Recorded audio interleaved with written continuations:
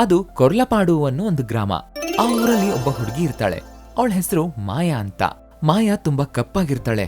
ಅದಕ್ಕೆ ಅವಳ ಫ್ರೆಂಡ್ಸ್ ಎಲ್ಲ ಅವಳಂದ್ರೆ ತುಂಬಾ ಅಸಹ್ಯ ಪಟ್ಕೊಳ್ತಿರ್ತಾರೆ. ಇನ್ನು ಕೆಲವು ಜನರೆಲ್ಲ ಇದ್ಲು ಬರ್ತಾ ಇದೆ, ಕರಿ ಇದ್ಲು ಬರ್ತಾ ಇದೆ, ಕರಿ ಇದ್ಲು ಬರ್ತಾ ಇದೆ ಅಂತ ಅವಳನ್ನ ಆಡ್ಕೊಳ್ತಾ ಅವಮಾನ ಮಾಡ್ತಿರ್ತಾರೆ. ಈ ವಿಷಯದ ಬಗ್ಗೆ ಅವಳು ತುಂಬಾ ನೋವು ಪಟ್ಕೋತಿರ್ತಾಳೆ. ಹೀಗೆ ಕೆಲವು ದಿನಗಳು ಕಳೆಯುತ್ತೆ. ಅವಳು ತುಂಬಾ ಒಳ್ಳೆಯವಳಂತ ಹೇಳಿ ಕಿರಣ್ ಅನ್ನೋ ವ್ಯಕ್ತಿ ಅವಳನ್ನ ಮದ್ವೆ ಆಗ್ತಾನೆ. ಆದ್ರೆ ಅವನ ಅಣ್ಣನ ಹೆಂಡತಿ ಶಾಂತಿ ತುಂಬಾ ಸುಂದರವಾಗಿರ್ತಾಳೆ. ಆ ಕಾರಣಕ್ಕೆ ಅವಳು ಮಾಯನ್ನ ಕಪ್ಪಗಿದ್ಯಾ ನೀನು ಅಂತ ಆಡ್ಕೋತಿರ್ತಾಳೆ. ಅವಳ ಬಗ್ಗೆ ಕೆಟ್ಟದಾಗ ಮಾತಾಡ್ತಿರ್ತಾಳೆ.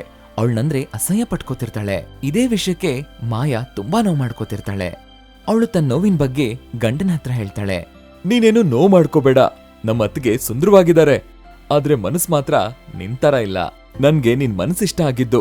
ಆ ಭಗವಂತ ನಿನ್ಗೆ ಒಳ್ಳೆ ಮನಸ್ ಕೊಟ್ಟಿದ್ದಾನೆ. ಸೌಂದರ್ಯ ಅನ್ನೋದು ವ್ಯರ್ಥ ಅಂತ ಧೈರ್ಯ ಹೇಳ್ತಾನೆ. ಅದಕ್ಕವಳು ಸರಿ ಅನ್ನೋ ತರ ಏನೋ ಇರ್ತಾಳೆ. ಆದ್ರೆ ಅತ್ತೆ ಹಾಗೆ ದೊಡ್ಡ ಸೊಸೆ ಇಬ್ರು ಒಂದಾಗ್ಬಿಡ್ತಾರೆ. ಚಿಕ್ಕ ಸೊಸೆನ ಅವಮಾನ ಮಾಡೋಕ್ ಶುರು ಮಾಡ್ತಾರೆ. ಮಾಯನ್ಗೆ ಅವ್ರ ಮಾತುಗಳನ್ನ ಕೇಳೋಕಾಗ್ತಾ ಇರಲ್ಲ. ಹೀಗೆ ದಿನಗಳು ಕಳೆಯುತ್ತೆ. ಒಂದು ಒಳ್ಳೆ ದಿನ ಮಾಯಾ ಒಬ್ಬ ಸ್ವಾಮೀಜಿ ಹತ್ರಕ್ ಬರ್ತಾಳೆ. ಸ್ವಾಮಿ, ನೀವು ಎಲ್ಲಾರ್ಗೂ ಸಹಾಯ ಮಾಡ್ತೀರಂತಲ್ವಾ? ನನ್ಗೂ ಸಹಾಯ ಮಾಡಿ ಸ್ವಾಮಿ ಅಂತ ಅಳ್ತಾ ನಡೆದ ಎಲ್ಲಾ ವಿಷಯನೂ ಹೇಳ್ತಾಳೆ. ಅದನ್ನೆಲ್ಲ ಕೇಳಿದ ಸ್ವಾಮೀಜಿ ಹೀಗಂತಾರೆ.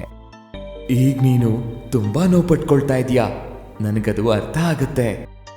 ಇನ್ ಮುಂದೆ ನೀನು ಈ ತರ ನೋವು ಪಡೋ ಅವಶ್ಯಕತೆನೇ ಇಲ್ಲ. ನಾನು ನಿನಗೆ ಒಂದು ಮಾಯಾ ಕನ್ನಡಿನ ಕೊಡ್ತೀನಿ. ಪ್ರತಿದಿನ ನೀನು ಆ ಕನ್ನಡಿಲಿ ನಿನ್ ಮುಖ ನೋಡ್ಕೊಳ್ತಾ ಇರು. ನೀನು ಎಷ್ಟು ಸುಂದರವಾಗಿದೀಯಾ ಅಂತ ನಿನ್ಗೆ ಗೊತ್ತಾಗುತ್ತೆ ಅಂತ ಆ ಸ್ವಾಮೀಜಿ ಹೇಳ್ತಾನೆ. ಅದಕ್ಕೆ ಮಾಯಾ ಕೊಡಿ ಸ್ವಾಮಿ ಅಂತ ಹೇಳ್ತಾಳೆ. ಅದಕ್ಕೆ ಸ್ವಾಮೀಜಿ ಸರಿ ಅಂತ ಹೇಳಿ ಮಾಯಾ ಕನ್ನಡಿನ ಕೊಡ್ತಾರೆ. ಅವಳು ಆ ಮಾಯಾ ಕನ್ನಡಿನ ಸಂತೋಷದಿಂದ ತಗೊಂಡು ಹೋಗ್ತಾಳೆ.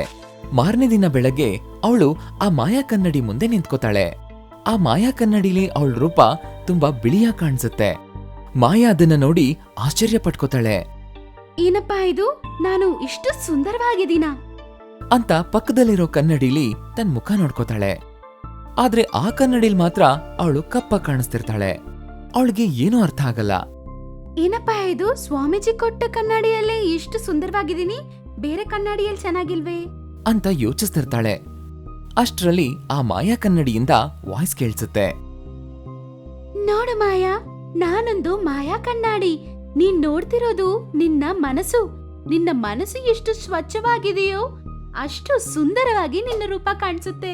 ಮನುಷ್ಯನ ರೂಪ ಸುಂದರವಾಗಿದ್ರೆ ಮಾತ್ರ ಸಾಕಾಗಲ್ಲ, ಮನಸ್ಸು ಸಹ ಸ್ವಚ್ಛವಾಗಿರ್ಬೇಕು ಅಂತ ಆ ಕನ್ನಡಿ ಹೇಳುತ್ತೆ. ಆ ಮಾತಿಗೆ ಮಾಯಾ ನನ್ಗೆ ಚೆನ್ನಾಗಿ ಅರ್ಥ ಆಗಿದೆ ಅಂತ ಹೇಳ್ತಾಳೆ.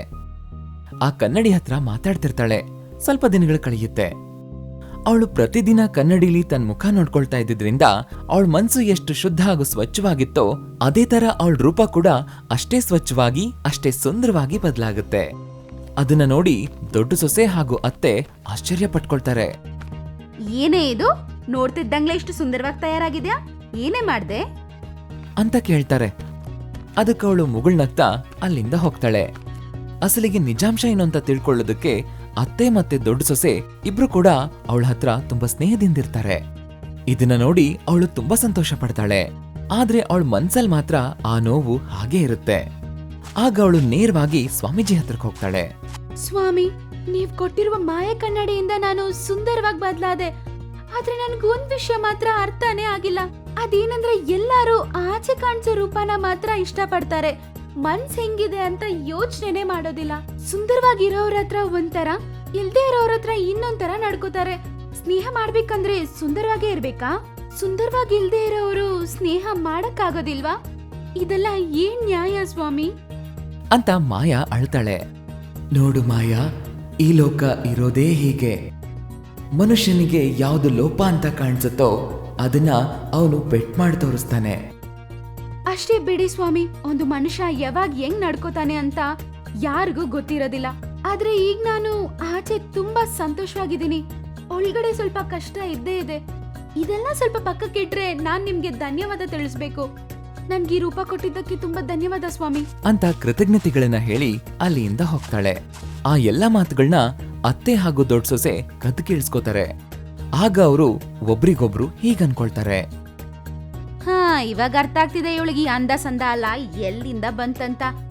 ಈ ಮಾಯ ಮಂತ್ರ ಅಲ್ಲ ಆ ಕಣ್ಣಾಡಿಯಲ್ಲೇ ಇದೆ ಅಂತ ಅನ್ಸುತ್ತೆ. ಹೌದತ್ತೆ, ಅವಳು ಬರೋಷ್ಟೊತ್ತಿಗೆ ಅದನ್ನೆಲ್ಲಾದ್ರೂ ತೆಗ್ದಿಡ್ಬೇಕು. ಬನ್ನಿ ಅತ್ತೆ, ಬೇಗ ಮನೆಗೆ ಹೋಗಿ ತೆಗ್ದಿಡ್ಬಿಡಣ ಅಂತ ಹೇಳ್ತಾ ಅವಳ್ಕೂ ಮುಂಚೆನೆ ಇವರು ಮನೆ ಸೇರ್ಕೋತಾರೆ, ಕನ್ನಡಿನ ಕದ್ದು ಬಿಡ್ತಾರೆ. ಪಾಪ ಮಾಯಾ ಕನ್ನಡಿ ಎಲ್ಲೋ ಹೋಗ್ಬಿಡ್ತು ಅಂತ ನೋವು ಪಟ್ಕೋತಾಳೆ. ಚಿಕ್ಕ ಸೊಸೆ ಈ ವಿಷಯನ ಸ್ವಾಮೀಜಿ ಹತ್ರ ಹೇಳ್ತಾಳೆ. ಚಿಂತೆ ಮಾಡ್ಬೇಡ, ಮುಂದೇನಾಗುತ್ತೆ ಅನ್ನೋದನ್ನ ನೋಡು ಅಂತ ಹೇಳಿ ಸ್ವಾಮೀಜಿ ಅವಳನ್ನ ವಾಪಸ್ ಕಳಿಸ್ತಾರೆ. ಅತ್ತೆ ಸೊಸೆ ಇಬ್ರು ಕನ್ನಡಿ ಮುಂದೆ ನಿಂತ್ಕೊಂಡು ತಮ್ಮನ್ ತಾವು ನೋಡ್ಕೊಳ್ತಾ ಇರ್ತಾರೆ. ಆ ಕನ್ನಡಿಲವರು ತುಂಬಾ ಸುಂದರವಾಗಿ ಕಾಣಿಸ್ತಿರ್ತಾರೆ. ಹೀಗೆ ಕೆಲವು ದಿನಗಳು ಕಳೆಯುತ್ತೆ. ಆ ಅತ್ತೆ ಸೊಸೆ ಇಬ್ರು ಕಾಲಕ್ರಮೇಣ ಕಪ್ಪಗಾಗ್ತಾ ಬರ್ತಾರೆ.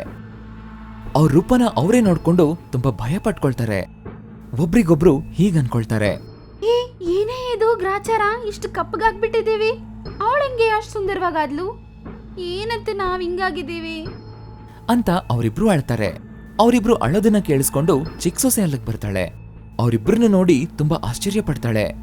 ಆಗ ಅವ್ರು ಏನು ಮಾಡಕ್ಕಾಗ್ದೆ ಅವಳ ಹತ್ರ ಕನ್ನಡಿನ ಕದ್ದಿದೀವಿ ಅಂತ ಹೇಳ್ತಾರೆ.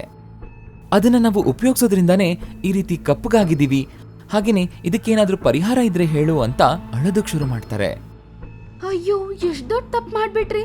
ಏನ್ ಪರವಾಗಿಲ್ಲ ಬಿಡಿ, ಸ್ವಾಮಿಗಳ ಹತ್ರ ಹೋಗಿ ಪರಿಹಾರ ಏನಾದ್ರೂ ಇದೆಯಾ ಅಂತ ಕೇಳೋಣ ಅಂತ ಅವ್ರನ್ನ ಸ್ವಾಮೀಜಿ ಹತ್ರ ಕರ್ಕೊಂಡು ಹೋಗ್ತಾಳೆ. ಅಲ್ಲಿ ಸ್ವಾಮೀಜಿಗೆ ನಡೆದ ಎಲ್ಲಾ ವಿಷಯನೂ ಹೇಳ್ತಾರೆ. ಸ್ವಾಮೀಜಿ ಅದನ್ನ ಕೇಳಿ ಹೀಗಂತಾರೆ, ನೋಡಿ, ನೀವು ಅದನ್ನ ಕಳ್ತನ ಮಾಡಿ ತಗೊಂಡಿದ್ದಕ್ಕೋಸ್ಕರನೇ ನಿಮಗಿದು ಈ ರೀತಿ ಆಗಿದೆ. ನಿಮ್ಮ ಹೃದಯದಲ್ಲಿ ಯಾವಾಗ ಸ್ವಾರ್ಥ ಹೋಗಿ ಮನುಷ್ಯನನ್ನ ಮನುಷ್ಯನ ತರ ನೋಡೋ ಗುಣ ಬರುತ್ತೋ ಆಗ ನಿಮ್ಮ ರೂಪ ಮತ್ತೆ ವಾಪಸ್ ಬರುತ್ತೆ. ಅಲ್ಲಿವರೆಗೂ ನೀವು ಹೀಗೆ ಇರ್ಬೇಕಾಗುತ್ತೆ. ಅದಕ್ಕೆ ಅವರಿಬ್ರು ಅಳ್ತಾ ಹೀಗಂತಾರೆ, ಸ್ವಾಮಿ, ನಾವು ದೊಡ್ಡ ತಪ್ಪೆ ಮಾಡಿದೀವಿ. ಮಾಯಾ ಕಪ್ಪಗಿದ್ದಾಳೆ ಅಂತ ಯಾವಾಗ್ಲೂ ಅವಳನ್ನ ಚುಡಾಯಿಸ್ತಾನೆ ಇದ್ವಿ. ಹೀಗ್ ಗೊತ್ತಾಗ್ತಿದೆ ಅದು ಎಷ್ಟು ಕಷ್ಟ ಅಂತ. ಇನ್ಮೇಲೆ ಯಾರ ಹತ್ರನೂ ನಾವ್ ಹಿಂಗ್ ನಡ್ಕೊಳ್ಳಲ್ಲ ಸ್ವಾಮಿ ಅಂತ ಅವರಿಬ್ರು ಹೇಳ್ತಾರೆ. ಅದಕ್ಕೆ ಸ್ವಾಮೀಜಿ ಅವರಿಗೆ ಆಶೀರ್ವಾದ ಮಾಡಿ ವಾಪಸ್ ಕಳಿಸ್ತಾರೆ.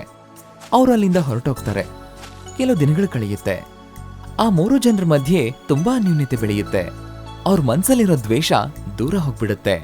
ಆವತ್ನಿಂದ ಅವರಿಬ್ರು ಬರೀ ಮಾಯಾ ಹತ್ರ ಅಲ್ಲ, ಎಲ್ಲರ ಜೊತೆಗೂ ತುಂಬಾ ಸಂತೋಷದಿಂದ ಇರ್ತಾರೆ. ಹೀಗೆ ದಿನಗಳು ಕಳೆಯುತ್ತೆ. ಅವ್ರಿಗೆ ಅವ್ರ ರೂಪ ಮತ್ತೆ ವಾಪಸ್ ಬರುತ್ತೆ. ಅದನ್ನ ನೋಡಿ ಅವರಿಬ್ರು ತುಂಬಾ ಸಂತೋಷ ಪಡ್ತಾರೆ. ಮಾಯಾ, ನಮ್ ರೂಪ ನಮ್ಗೆ ಮತ್ತೆ ಸಿಕ್ಕಿದೆ. ನಾವಿಬ್ರು ತುಂಬಾ ಸಂತೋಷವಾಗಿದ್ದೀವಿ. ಅದಕ್ಕೆ ಮಾಯೇನು ಸಹ ತುಂಬಾ ಸಂತೋಷ ಪಡ್ತಾಳೆ. ಈಗ ನಿಮ್ಗೆ ಚೆನ್ನಾಗ್ ಅರ್ಥ ಆಗಿರ್ಬೇಕಲ್ವಾ, ಆಚೆ ಕಾಣಿಸೋ ಅಂದ ಯಾವ್ದಕ್ಕೂ ಪ್ರಯೋಜನ ಇಲ್ಲ ಅಂತ. ಮನಸ್ಸು ಸ್ವಚ್ಛವಾಗಿರೋದೇ ಮುಖ್ಯ. ಇನ್ಮೇಲೆ ನೀವಿಬ್ರು ನನ್ ಜೊತೆ ಪ್ರೀತಿಯಿಂದ ನಡ್ಕೋತೀರಾ ಅಲ್ವಾ? ಇಷ್ಟು ದಿನ ನೀವ್ ನನ್ ಜೊತೆ ಎಷ್ಟು ಪ್ರೀತಿ ವಿಶ್ವಾಸದಿಂದ ಇದ್ರು ಅದೇ ರೀತಿ ನನ್ ಜೊತೆ ಇರ್ಬೇಕು. ನಿಮ್ ರೂಪ ನಿಮ್ಗೆ ಸಿಕ್ಕಿದೆ ಅಂತ ಮತ್ತೆ ನೀವು ಬದ್ಲಾಗ್ಬಿಡ್ಬೇಡಿ ಪ್ಲೀಸ್, ನಾನ್ ನಿಮ್ಮನ್ನ ಬೇಡ್ಕೋತಿದೀನಿ ಅಂತ ಮಾಯಾ ಅಳ್ತಾಳೆ. ಅದಕ್ಕೆ ಅವರಿಬ್ರು ಹೀಗಂತಾರೆ, ಅಯ್ಯೋ ಮಾಯಾ, ನೀನ್ ಚಿಂತೆ ಮಾಡ್ಬೇಡ, ನಮ್ಗೆ ಚೆನ್ನಾಗ್ ಬುದ್ಧಿ ಬಂದಿದೆ. ಯಾವಾಗ್ಲೂ ಇನ್ಮೇಲೆ ಯಾರ ಜೊತೆನೂ ನಾವ್ ಹಿಂಗ್ ನಡ್ಕೊಳಲ್ಲ. ಅಂದ ಶಾಶ್ವತ ಅಲ್ಲ ಅಂತ ನಾವ್ ಚೆನ್ನಾಗ್ ತಿಳ್ಕೊಂಡ್ವಿ. ಒಂದು ಮನುಷ್ಯನ ಮನಸ್ಸೇ ತುಂಬಾ ಮುಖ್ಯ. ಅದ್ ನಾವಿಬ್ರು ತುಂಬಾ ಚೆನ್ನಾಗ್ ಅರ್ಥ ಮಾಡ್ಕೊಂಡಿದೀವಿ ಅಂತ ಹೇಳ್ತಾ ಅತ್ತೆ ಸೊಸೆ ಇಬ್ರು ಮತ್ತೊಮ್ಮೆ ಕ್ಷಮೆ ಕೇಳ್ತಾರೆ. ಅದಕ್ಕೆ ಮಾಯಾ ಹೀಗಂತಾಳೆ, ಅಯ್ಯೋ ಬೇಡ ಬೇಡ, ನಾವಿಂಗೆ ಯಾವಾಗ್ಲೂ ನಿರಂತರವಾಗಿ ಸಂತೋಷವಾಗಿರೋದೇ ನಂಗೆ ಬೇಕು. ಕಷ್ಟ ನಷ್ಟ ಏನಿದ್ರು ನಾವು ಸಂತೋಷವಾಗಿ ಸೇರಿ ಇರ್ಬೇಕು ಅಂತ ಮಾಯಾ ನಗ್ತಾಳೆ. ಅದಕ್ಕೆ ಅವರು ಕೂಡ ತುಂಬಾ ಸಂತೋಷ ಪಡ್ತಾರೆ.